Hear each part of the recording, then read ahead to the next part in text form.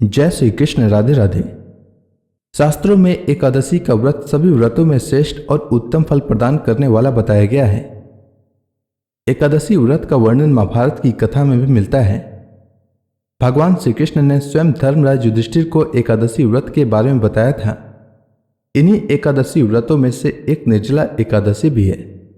इस एकादशी का व्रत बिना पानी पिए रखा जाता है, इसलिए इसे निर्जला एकादशी कहते हैं। हमारे हिंदू धर्म में माना जाता है कि निर्जला एकादशी के दिन बिना जल के उपवास रहने से मनवांछित फल की प्राप्ति होती है। व्यास जी निर्जला एकादशी के बारे में भीमसेन को बताते हुए कहते हैं कि यदि तुमसे वर्ष भर की सभी एकादशी नहीं हो सकती है तो तुम केवल एक निर्जला एकादशी व्रत कर लो। इसी से साल भर के सभी एकादशी व्रत करने के समान फल प्राप्त हो जाएगा। तब भीमसेन ने वैसा ही किया और स्वर्ग की प्राप्ति हुई, इसलिए इसे भीमसेनी एकादशी भी कहते हैं।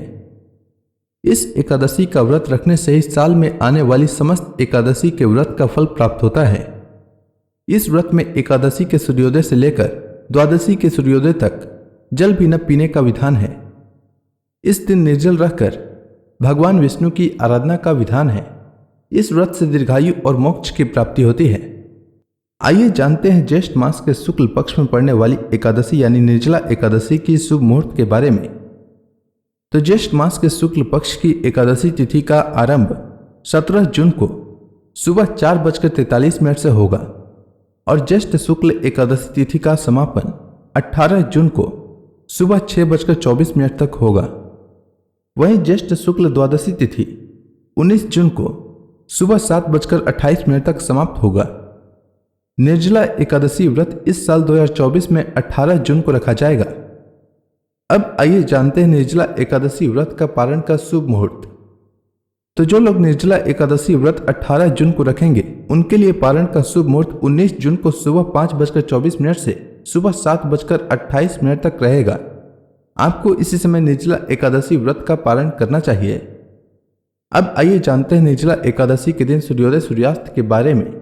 तो 18 जून को सूर्योदय का समय सुबह 5:23 रहेगा और सूर्यास्त का समय शाम 7:21 रहेगा। ब्रह्म मुहूर्त सुबह 4:03 से सुबह 4:43 तक और अभिजीत मुहूर्त सुबह 11:54 से दोपहर 12:50 तक रहेगा। अब आइए जानते हैं निर्जला एकादशी की पूजा विधि के बारे में। तो जो श्रद्धालु वर्ष भर की समस्त एकादशियों का व्रत नहीं रख पाते हैं उन्हें निर्जला एकादशी का उपवास अवश्य करना चाहिए, क्योंकि इस व्रत को रखने से अन्य सभी एकादशियों के बराबर पुण्य की प्राप्ति होती है। इस व्रत में एकादशी तिथि के सूर्योदय से लेकर अगले दिन द्वादशी तिथि के सूर्योदय तक जल और भोजन ग्रहण नहीं किया जाता है।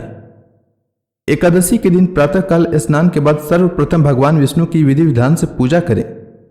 इसके पश्चात भगवान का ध्यान करते हुए ओम नमो भगवते वासुदेवाय मंत्र का जाप करें। इस दिन भक्ति भाव से निर्जला एकादशी व्रत कथा का श्रवण करें और भगवान का कीर्तन करना चाहिए। इस दिन व्रती को चाहिए कि वह जल से कलश भरे, वह सफेद वस्त्र को उस पर ढक कर रखे और उस पर गुड़ तथा दक्षिणा रखकर ब्राह्मण को दान दे।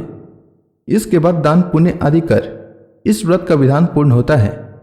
धार्मिक महत्व की दृष्टि से इस व्रत का फल लंबी उम्र, स्वास्थ्य देने के साथ साथ सभी पापों का नाश करने वाला माना गया है।